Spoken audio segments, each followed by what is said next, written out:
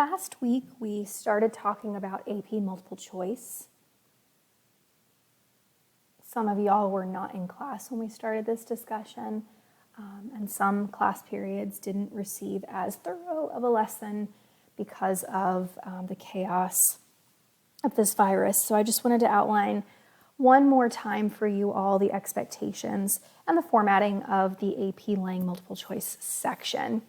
Please keep in mind that the AHS AP Lang teachers are keeping close tabs on College Board's plans for giving AP exams.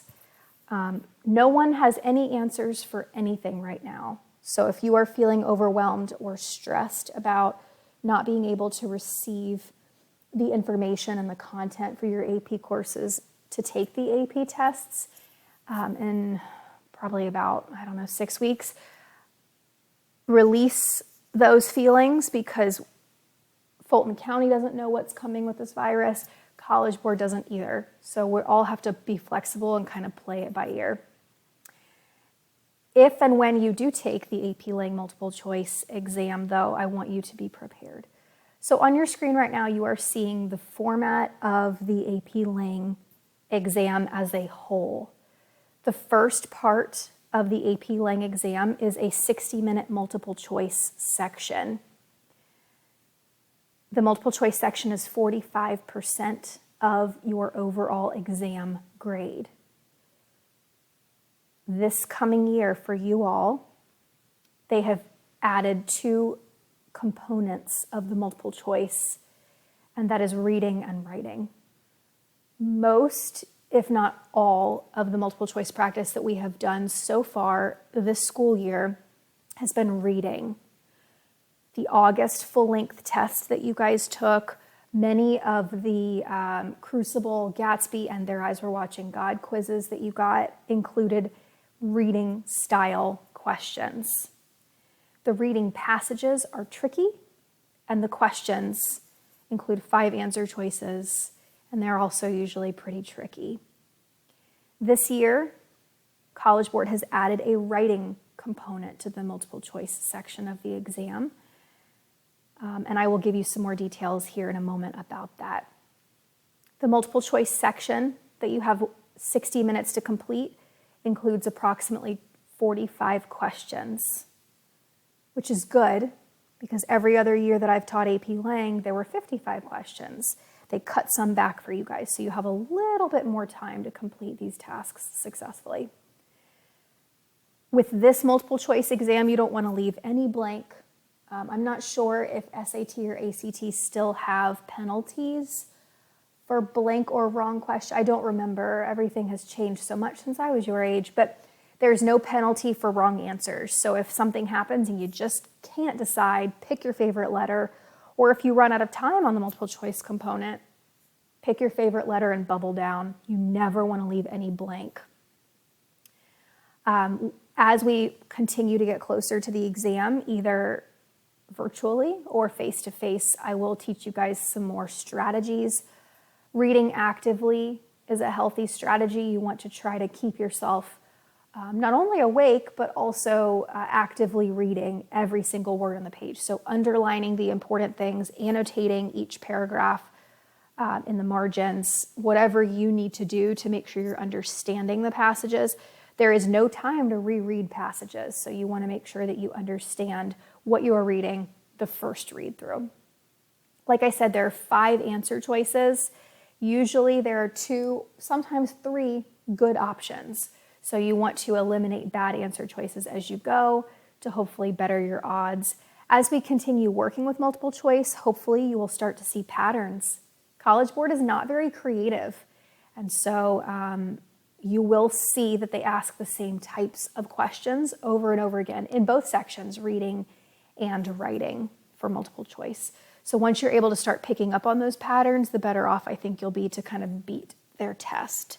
Because while they definitely are asking questions to see if you understand these critical thinking, deep skills, they're also trying to trick you. That's just the name of the game. You will then have a 10-minute break. Sometimes it's about 15 minutes, just depends on how fast we can corral you guys to the bathroom and then back into the testing space. and then you write your 3 essays back to back. The essays make up 45% of your overall exam score, and down here you will see the breakdown. Each essay is about 18% of your overall score. They do go in this order in your essay packet. As we get closer to the exam, I will teach y'all strategies. You can definitely go out of order. There are all kinds of methods and strategies for changing up the order for the essays. You guys all have this handout if you picked up your AP folder from my classroom. About half of you did not pick up your AP folder on Friday. That's okay. I'm going to post this document on Planbook right now so that you have it. If you have a printer, go ahead and print that out in your house so you have that with you. We will be doing multiple choice practice for the next several weeks. That was my plan initially when we were face-to-face, and I will keep that up despite our virtual change. You should also have this handout. I will again post this on Planbook for your reading pleasure. I just went over some of the details here of the multiple choice section. There will be 2 passages for the reading section. Again, those are the questions that we are most familiar with. They're really tricky. There will be 3 passages for the writing section with fewer questions on each. So let's look at some details about the reading section. There is no guarantee about the language. So it used to be that College Board, when there were 4 passages, College Board would say, oh, there's probably going to be 2 contemporary and then 2 archaic language passages. Now they're saying there's no telling what they're going to do. So I have no idea. We've been practicing a lot with archaic passages. If you think about some of the rhetorical passages we have practiced with for writing, those are the same kinds of passages that you would see here for the multiple choice. The Banneker prompt that you guys wrote for rhetorical analysis, very archaic in terms of language, tough to understand. The debtor's prisons passage that many of you got for another rhetorical, also archaic. So I've been trying to teach you guys more about complex texts and having to sift through those because those are much harder, I think. And so there's no telling what we will get for the multiple choice on this exam. There are 5 types of questions, though. Like I mentioned before, there are patterns, and these are the 5 kinds of questions that are usually asked on the reading component. So questions about rhetoric are by far the most common, and these are questions that ask you about sentence structure, word order, point of view, figurative language. These questions are asking about rhetoric and the effects of rhetoric. All the skills I've taught you for rhetorical analysis writing are here. These are how College Board assesses those skills in a multiple choice format. Do you understand why this author chose to use this word? Why did this author structure this passage in this way? So rhetorical analysis skills are here in terms of multiple choice.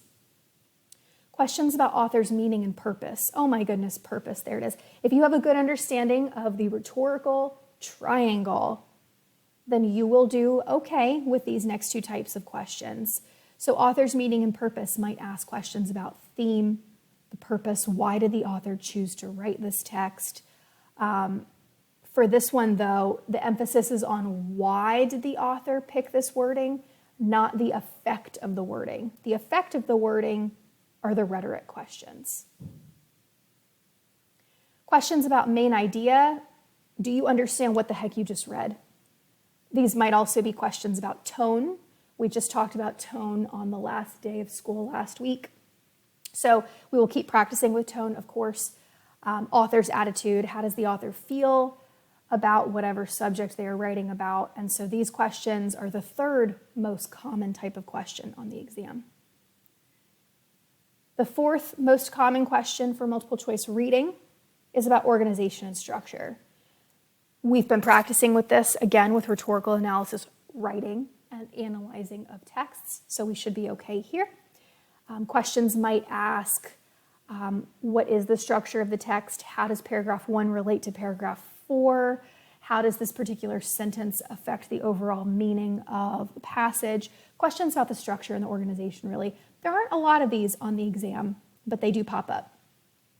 And finally, questions about rhetorical modes. Not very common.